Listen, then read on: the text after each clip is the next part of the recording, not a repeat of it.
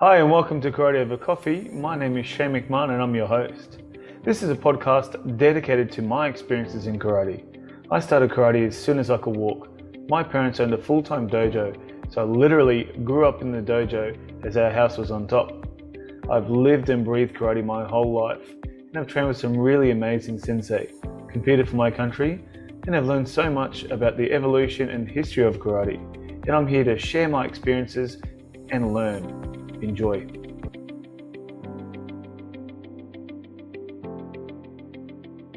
And then within the last, let's say 15 years, there's been kind of a revolution to make your karate functional and to make all three of those elements more integrated. Like that's probably the biggest change on a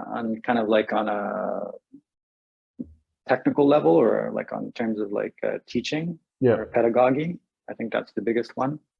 And that's a good thing. I do think sometimes the pendulum has swung a little too far, but I think it's kind of correcting and coming back. You mean the emphasis on bunkai?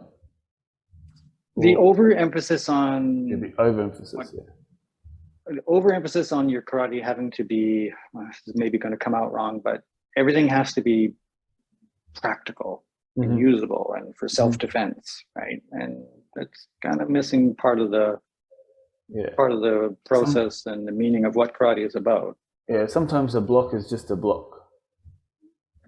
Yeah, and then also you're kind of missing on the kind of like the philosophical aspect, because we always kind of chop it off, but it is karate do, right? It's like judo, kendo, jukendo, right? That philosophical path that we kind of do the introspection and kind of walking. Yeah. So you don't want to kind of chuck that out. And I think people can become a little bit too myopic in their pursuit of functionality. Yeah, I really I don't like the term functional karate or practical karate. Practical karate, I don't like. It's huge, but that is just what karate is. I agree. It's like saying karate. It's not. And I would say the other thing that I've noticed very much so in the last also 15 years is the increasing karate tourism, especially to Okinawa. Yeah. Especially to Okinawa. And part of that is also because you have a strong local prefectural government in Okinawa pushing to attract overseas karateka for, soft power, instruction and tourism dollars. Yeah. Well, to be fair, and it's both good and bad. Yeah, I mean, Okinawa doesn't really have, apart from scuba diving, tourism isn't a huge part of Okinawa. Domestically, it's not bad, but they've been really pushing for the international, especially for the karate aspect, right? Yeah. And Okinawa is still the poorest prefecture in all of Japan, right? Yeah. And it is the highest rates of child poverty. Oh, okay. Wow. Yeah, so it's not that they, so that influx of dollars is good and it's important, and hopefully will benefit people. Yeah. It's also a trade-off, right? Yeah. So do you think? Well, when you went to Okinawa in '88 compared to Okinawa in today, what do you see? Where do you see a difference in what? It's unrecognizable. I went in '88, and I think the last time I was there was 2016, 17, I think. And just, there's been a real buildup in the infrastructure. Definitely the government is spending money. They have the Karate Kaiken now too. Yeah, the Karate Kaikan.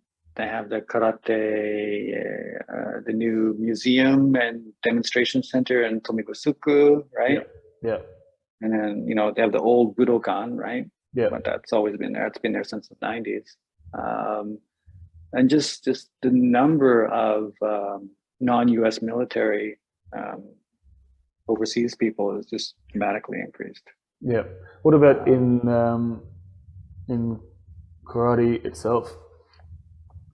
I don't know, to be honest, because the last couple of times I've gone to Okinawa, I did not really train. I mostly just went for research, visiting museums and libraries and talking to a few people, but I didn't really practice. I think the last time I trained when I was in Okinawa was 2010. Okay. So it's been a while. Yeah. The quality of instruction was still excellent. But I couldn't really comment in the last, like what's going on in the last 5 to 6 years in terms of that. Other smarter people could say something. Well, maybe they couldn't. So what have you got coming up? I know you've written how many books have you? A bunch of books. Yeah, 4 or 5 now, 6, 12. Well, I don't write them; I translate them. So I get out my crayon and I scribble on a page, and which is probably a longer because you have to translate and then you have to look at the context of how it was written. Yeah, and I run out of paper and crayons fast. Yeah, probably easy just to print it home. Yeah. So what am I doing? So probably what I'm thinking of translating next is, as you guys here, I've actually brought it with me, is this one. Okay. Yep. So this is Karate Kenkyu, right? Yep. So the study of karate. So this was actually, it's put into book form because it's been reprinted, right? Yeah. It was actually originally supposed to be a magazine, and it was published in 38. Well, it had a whole bunch of people contributing to it. So it was like the big driver was Nakasone Genma, right? Because he was running a publishing company at the time, and he's the guy who helped Mabuni publish all his books, right? That I translated. So he envisioned doing like a magazine format for back in the time to kind of help karate kind of become popularized and spread information. Yep. And so he did one issue and it just never got off the ground. They just ran out of money. And then now I'm thinking of actually translating it. So I translated some of it and put it into this one because Mabuni had written some articles in it, so did Nakasone. So I translated them and put them in the back. And then now I'm thinking I should translate this because, you got an article by Motobu Choki. Okay, that's cool. Right? So he's talking about knife anchi and chanan kata and that kind of fun stuff. Parts of it have been translated already, but not the whole thing, right? Or, here's one about Chibana Kusanku, right? So anyway, so that's probably what's going to be on the back burner. Or sorry, not on the back burner. What's going to be up next? Okay, and where would we purchase it from? Your website? So there's a link in my website. If you just go to mariomckenna.com, you can just click on that. Okay, I'll put a link. But this one's not there yet. I'm still working on it. I'll give you my address. I'll send you. I'll send you the Japanese if you want to labor through it. Oh, I'd have to get my wife to do that, mate. It's it could be, pre-war. The kanji is before like they're modernized, right? So sometimes it's like a little bit challenging, a lot challenging actually. How do you go with that sort of context when you're trying to translate it? So the first thing I do is, although like it's here, like I'll literally transcribe it. I'll sit down on my laptop and I'll rewrite the entire text. Okay. And then as I write, I do like a rough translation and then start making notes.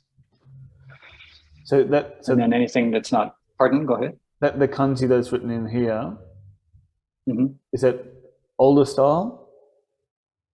Yeah, so they'll use like older style kanji, or they'll even like nowadays,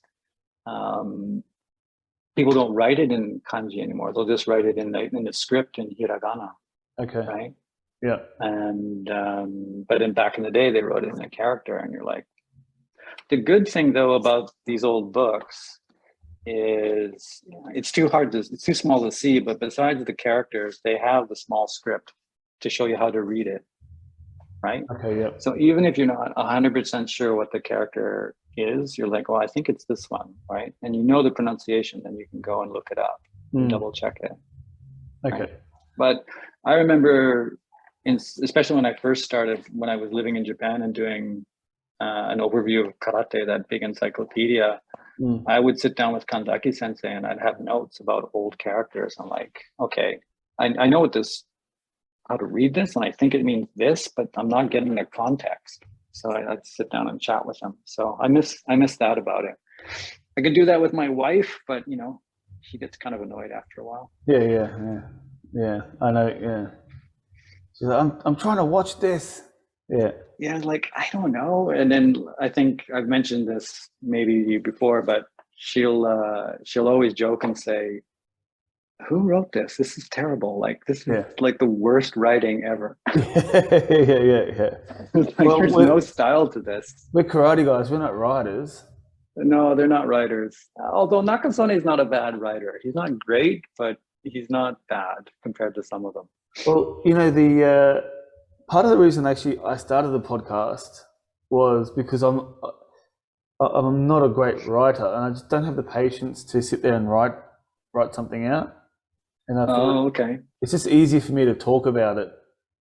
Mm-hmm. It's more my style. You got a gift of the gab, right? Must be that McMahon blood. Probably selling cars for many years, mate. But my dad is the same. He's more of a writer than I am. I mean, that's why he started that. Research. Right. Yeah, back in the day. Yeah. Back in the day, yeah. This was in the late '90s, early 2000s. It was This is when the internet was infancy. Yeah. And what was like a Google, was it PDF research paper? Yeah. And I mean, even then, it was a lot of it was emailing back and forward with all different people, and then trying to put it all together and make it coherent. Yeah. Oh, like I still have a lot of those research on my hard drive somewhere. I think I have them. I think I have a couple of them too. Yeah. That's where my dad started talking to you and becoming friends. Yeah, I remember. And then yourself, Joe Swift. Mm-hmm. I can't remember. And there was a couple of forums. Karate forums were huge back then too. Oh, right. Yeah. What was it? It was 24 Fighting Chickens. 24 Fighting Chickens. Yahoo. There was a couple of Yahoo groups. Yahoo Mail, like Yahoo Mail. That's what it was. Yeah, something like that. Yeah. So they're dead now though. But yeah, I think Facebook and all the other social media, Twitter, they've just kind of eaten them to pieces. Yeah. Right. There's Facebook, nothing left. Yeah, and you have retired from Facebook, Instagram. I don't have anything. I just kind of gave up social media about 6 years ago and just walked away from it. Even your own blog? Even my own blog. I shut it down, and then when COVID started, I started writing again just because I thought maybe people want to read it, and I got time. But now I've shut it down again for the most part. Yeah, I'm done. So there's a lot of useful info on there.